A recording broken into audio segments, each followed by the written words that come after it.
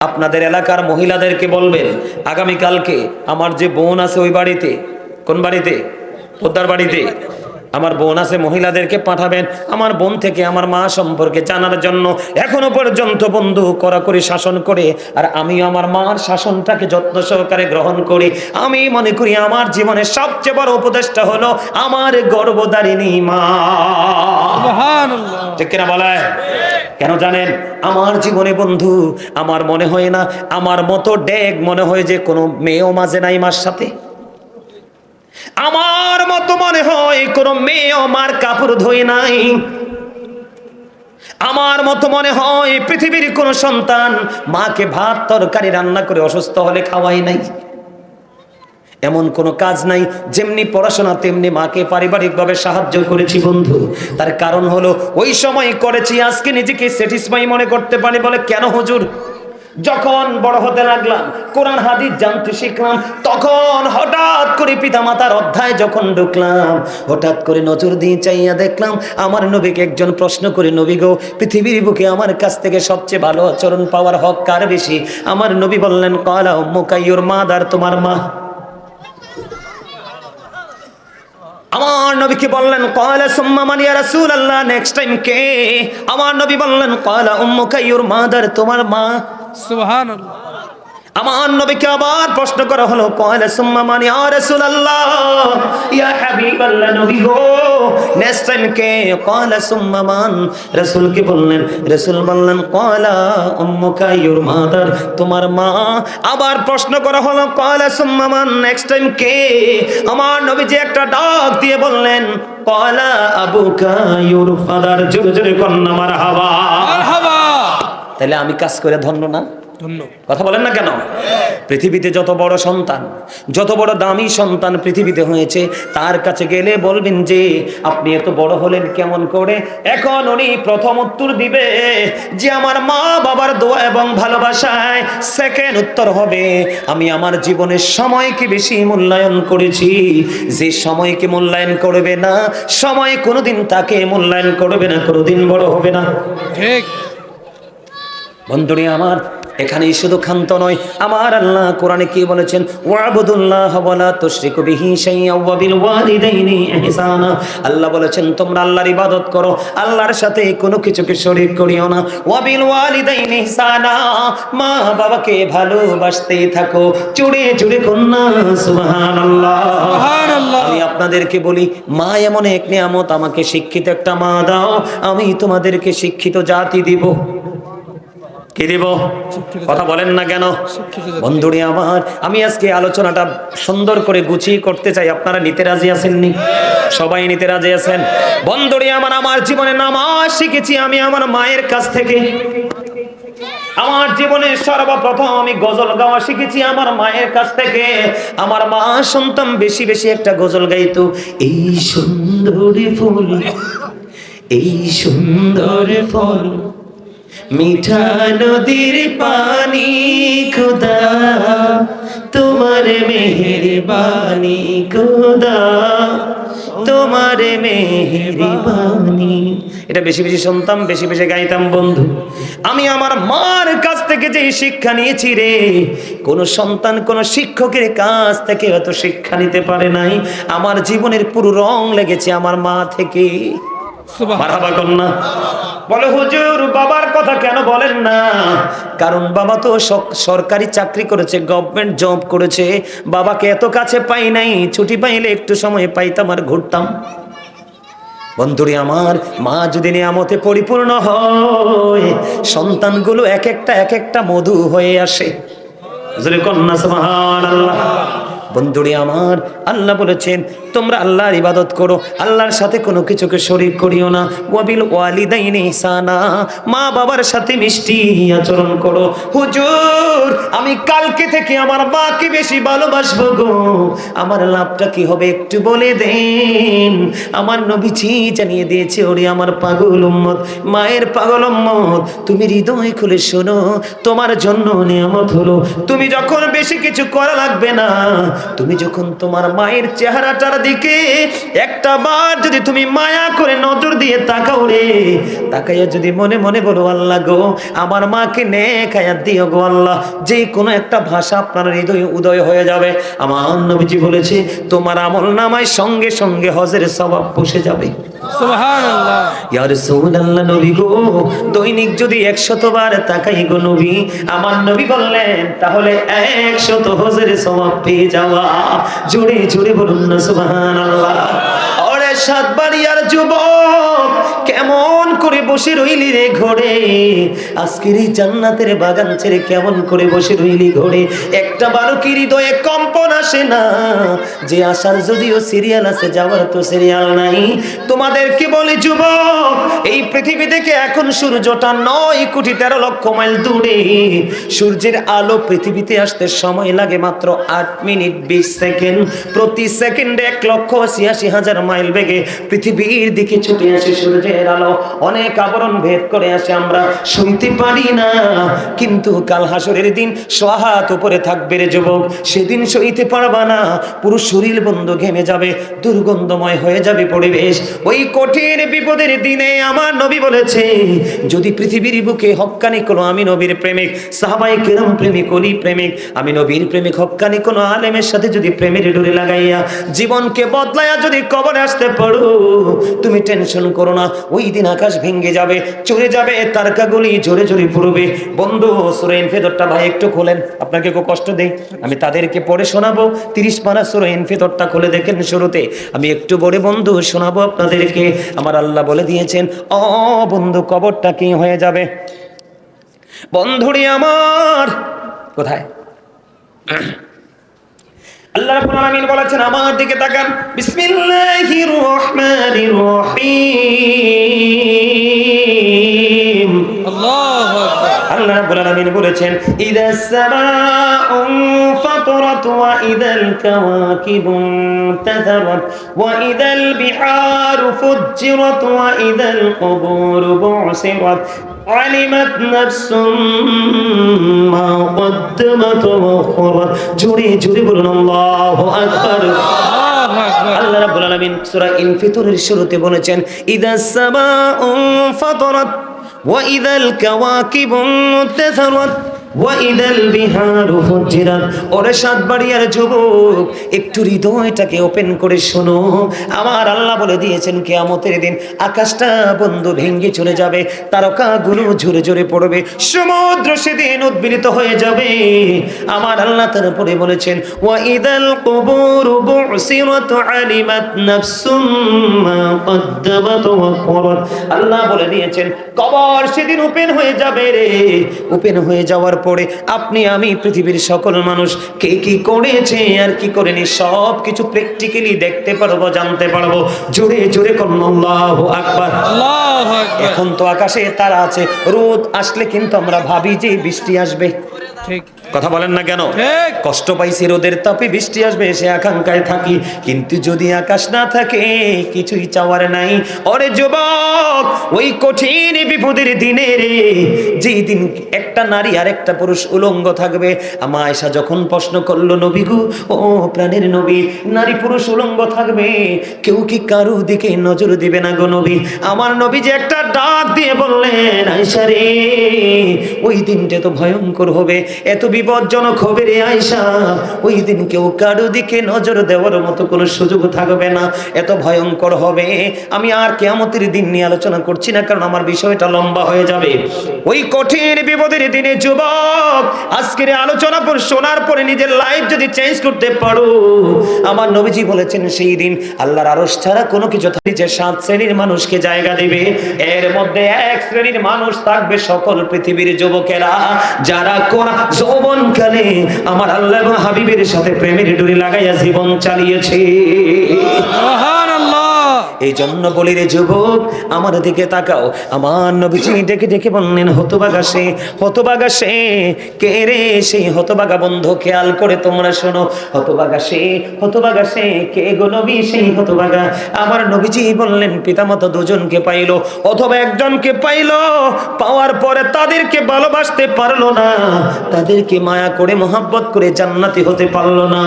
তার মতো হতবাগার কেউ হতে পারে না। বলে হুজুর এত দাম কেন মা বাবার? আমার আল্লাহ জানিয়ে দিয়েছে, মা বাবাকে ভালোবাসা ফরজ, আর মা বাবার কলিজায় আগুন দেওয়া হারাম। ঠিক। কি হারাম। আমি আপনাদেরকে একটা কৌশল শুধু বলি বন্ধু, prayer is the key to paradise. Prayer is the key to paradise. নামাজ হলো বন্ধু জান্নাতের চাবি, মিফতাহুল জান্নাতিস সালাহ। নামাজ কি? জান্নাতে। জান্নাতের চাবি। নামাজ হইল বন্ধু জান্নাতের চাবি, আর ওই জান্নাতটা হইল মায়ের পায়ের নিচে। তাহলে আপনাকে আগে জান্নাত খুঁজে বের করতে হবে কিনা? হবে। কথা বলেন না কেন? হবে। কথা বুঝে নেন। নামাজ কি? জান্নাতের চাবি। আর নামাজ হইল, আর জান্নাত হইল মায়ের পায়ের নিচে।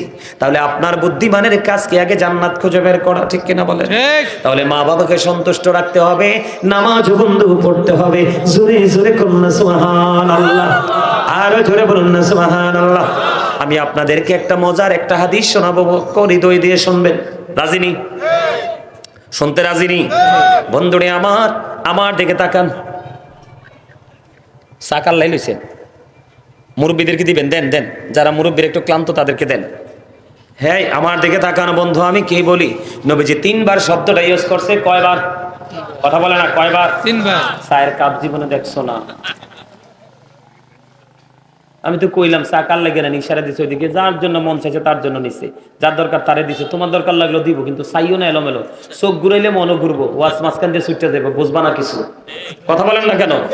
আরো জোরে। এই বিষয়টা একটু ওয়াজ করা দরকার না? আপনাদের একটু ওয়াজটা দরকার আছে কিনা? আপনাদেরকে একটু জানানোর দরকার না? আমার দিকে তাকানো বন্ধু, দেখেন মা এবং বাবা, বাবার মর্যাদা কত। এখনকার ছেলেরা বাবারে বুড়া হইলে বোঝা মনে করে দুষ্ট বউ তো ঘরে। কথা কয় না কেন? দুষ্ট বউ ঘরে। এই দুষ্ট বউ নিয়ে আলোচনা করব। ধৈর্য ধরে থাকবেন না চলে যাবেন? সবাই থাকবেন? আলহামদুলিল্লাহ বলেন। আলহামদুলিল্লাহ। বন্ধুরি আমার, এক ব্যক্তি আমার নবীজিকে এসে বলে, ইয়া রাসূলুল্লাহ, ইয়া হাবিবাল্লাহ, নবী গো, ও প্রাণের নবী, আমার বাবা তো আমার উপার্জিত ধন সম্পদ, তার মানে টাকা পয়সা নিজের মতো খরচ করতে চাই গো নবী। কে করতে চায়? নিজের মতো। মানে সন্তান নবীজির কাছে গেছে বিচার নিয়ে, কি নিয়ে? নবী গো, আমার বাবা আমার উপার্জিত অর্থ নিজের মতো করে খরচ করতে চায়, ফয়সালা চাই গো নবী। আমার নবীজি আবার ডাক দিয়ে বলে দিলেন, শুধু তোমার উপার্জিত টাকা নয়, তুমি নিজেও তোমার বাবার সম্পদ। শুধু টাকা না, বাবা যেমনি মন চায় এমনি তোমাকেও কাজে লাগাতে পারবে, তুমি না করতে পারবা না। তার কারণ হলো, যেই সন্তানের প্রতি বাবা অবাধ্য, সেই সন্তানের প্রতি আমার আল্লাহ অবাধ্য। তাইলে বাবা মার অবাধ্য সন্তানের উপায় আসেনি। কথা বলেন, উপায় আসেনি? উপায় নাই, উপায় নাই বন্ধু। আমার দিকে তাকা। বাবা মাকে কেমন করে সম্মান করতে হবে বন্ধু। মুসা নবী একদিন আল্লাহ রাব্বুল আলামিনের কাছে দরখাস্ত করলেন, আল্লাহ, আমি তো তোমার হাবিব, তোমার নবী মুসা কালিমুল্লাহ, আমার জানতে বড় মনে চায়, আমার সাথে জান্নাতে বন্ধু হয়ে কে যাবে? আমার নবীজি বললেন, মুসা যখন প্রশ্ন করলেন, আমার আল্লাহ বললেন যে তোমার সাথে জান্নাতে বন্ধু হয়ে যাবে রে মুসা, তার নাম হলো আলী বিন মুআফিক। কি? আলী বিন মুআফিক। তার নাম কোথায় থাকে? সে বলকে থাকে। মুসা কালিমুল্লাহ ওই মুসা নবীর সাথে জান্নাতে বন্ধু হয়ে যাবে যেই লোকটা এখনো দুনিয়াতে আছে। দেখতে গেলেন বলকে, যাবার পরে চাইয়া দেখলেন, বন্ধু রে বন্ধু, এই আলী বিন মুআফিক এত বিশ্রী, এত কালো রে। মুসা নবী আশ্চর্য হয়ে গেল। আপনাদেরকে একটা কথা বলে রাখি বন্ধু, আমি ইতিহাস পড়ে যা কিছু জেনেছি, কালো মানুষগুলো নবীদের প্রতি অনেক বেশি প্রেমিক ছিল। যেমন হযরতে বেলাল, আফসিরি বেলাল এত কালো রে, নবীর প্রেমের ইতিহাসে বেলালের নামটা বিরল। ঠিক। জোরে কন্যা সুবহানাল্লাহ। মুসা কালিমুল্লাহর জীবনের ইতিহাসে বন্ধু আলী বিন মুআফিকের নাম পাইলাম, এটা অত্যন্ত কালো এবং বিশ্রী চেহারা। খেয়াল করেন যুবক, তোমাদেরকে মিন করে কথাগুলো বলছি রে যুবক ভাই, বিরক্ত হয়ো না, আমাকে তোমরা কেউ দুশমন মনে করো না। মনে রাখবা, যে তোমার দোষ ধরে দিতে পারে সেই হলো তোমার প্রিয় বন্ধু, আর যে তোমার দোষটা দেখার পরে এড়িয়ে চলে সে হলো তোমার গুপ্তচরের মতো বড় শত্রু। আমার কথা কয় না? ঠিক। ঠিক বলছি না? আরো জোরে বলেন। পৃথিবীতে সন্তানের দোষ সবচেয়ে বেশি ধরে পিতামাতা এবং টিচার, এই দুটাই পৃথিবীতে সবচেয়ে বড় একটা মানুষের জীবনে বড় সম্পদ। কথা কয় না? ঠিক। কি বলেন?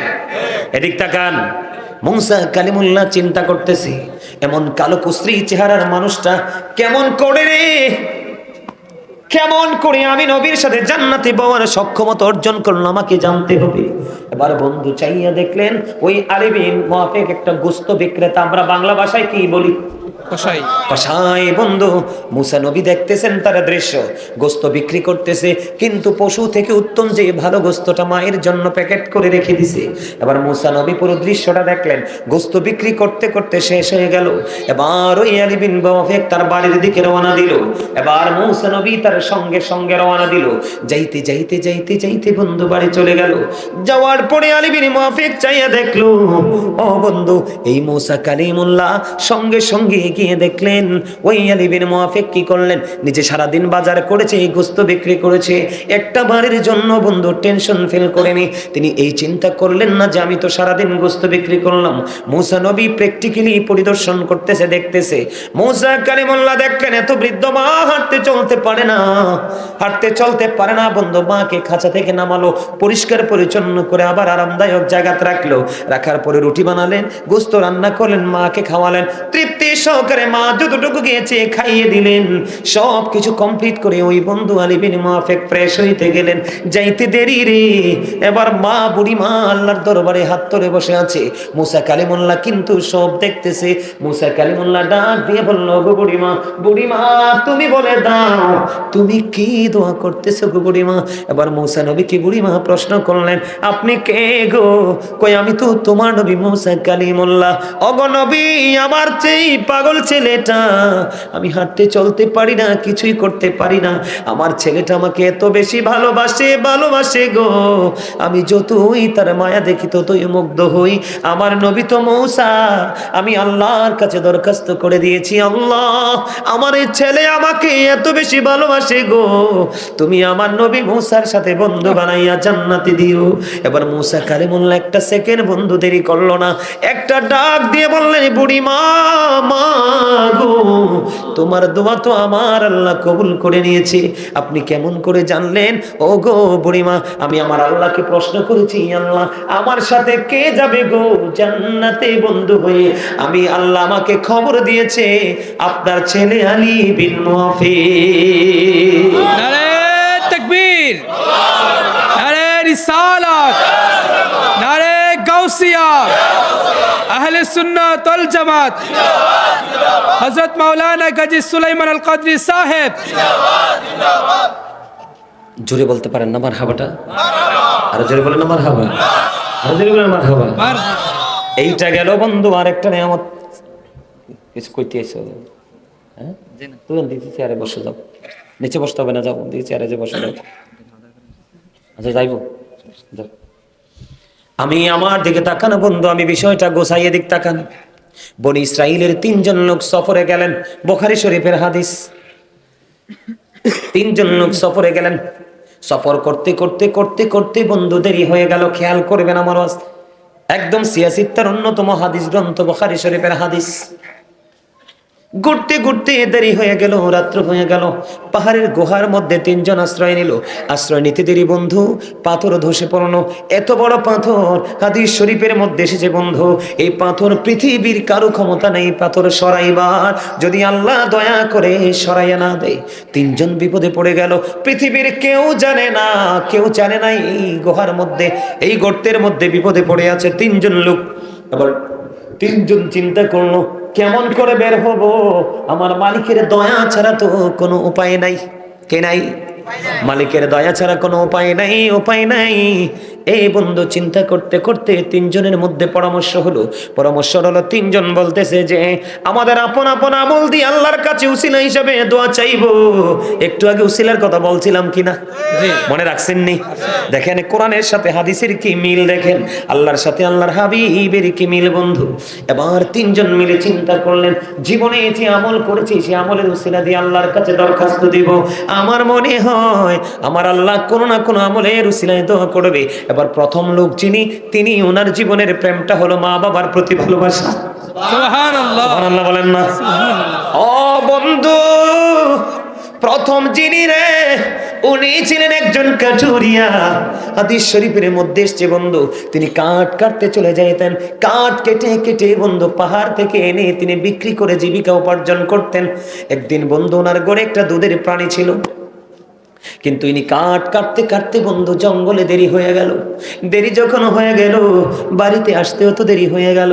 কিন্তু বাড়িতে আইসা দেখলেন বন্ধু আজকে তো দেরি হয়ে গেছে, আজকে সময় অতিক্রম হয়ে গেছে রে। আমার মা তো প্রতিদিন এই সময় দুধ খায়, আমি আজকে দেরি হয়ে গেল। কে রে আজকে দুধ দহন করবে, কে রে আমার মাকে দুধ পান করাবে? বন্ধু মায়ের পাগল ছেলে আজকে কত বড় বিপদে, পাহাড়ের ভিতরে কেউ জানে না, পৃথিবীর কেউ বন্ধু জানে না। এবার কি করলেন, ওই ছেলেটা লাকড়ি কেটে এসে নিজের ক্লান্তির কথা ভুলে গেলেন, মাকে দুধ দিতে পারলো না, সময় মতো পাগল হয়ে গেছে। এবার কি করলেন, ওই মায়ের পাগল ছেলে কাঠুরিয়া ও বন্ধু দুধ দহন করলো। যাইয়া দেখি মা এবং বাবা দুইজন ঘুমিয়ে গেছে। এখন দুধের পাত্রটা হাতে নিয়ে, বুখারী শরীফের হাদিস কিন্তু সন্দেহ করলে ইমান চলে যাবে। অনেকে বলতে পারে আপনাদেরকে খুশি করার জন্য বলছি, না না না বন্ধু, এই দুধের পাত্র হাতে নিয়ে দাঁড়িয়ে রইল। ওই কাটুরিয়ার সন্তানেরা বাবার পা জড়িয়ে ধরে দেখে দেখে বলছে, বাবা বাবা গো, একটুখানি দুধ দাও না, একটু দুধ পান করবো। বাবা তার সন্তানকে ডেকে বলল, না না না, আমি তুমি যতই চিৎকার করো, চেঁচামেচি করো, যতই কান্নাকাটি করো, আমি তোমাকে দুধ দিব না ওই পর্যন্ত, যে পর্যন্ত আমি আমার মাকে খাওয়াতে না পারবো। জোরে জোরে কন্যা সুবহানাল্লাহ। বন্ধু মাকে ভালোবাসো রে, কেমন করে ভালোবাসতে হয় আজকে শিখো। বন্ধুরে আমার, ওই তাদের জামানা ছিল নেয়ামতে পরিপূর্ণ। এখন তোমরা মাকে সম্মান করতে জানো না। পৃথিবীর সবচেয়ে সম্মান পাওয়ার হোক হলো মা এবং বাবা, তারপরে পৃথিবীর সব, তার উপরে কেউই না। এই মা বাবা বর্তমানে অত্যন্ত লাঞ্ছিত, ঠিক কিনা বলা? এবার বন্ধু কি হলো, দাঁড়ায় রইলেন। পদরের সময় হলো, মার ঘুম ভাঙলো, উজু করলো, মাকে দুধ খাওয়ালো, নিজের মনের মধ্যে তৃপ্তি চলে আসলো।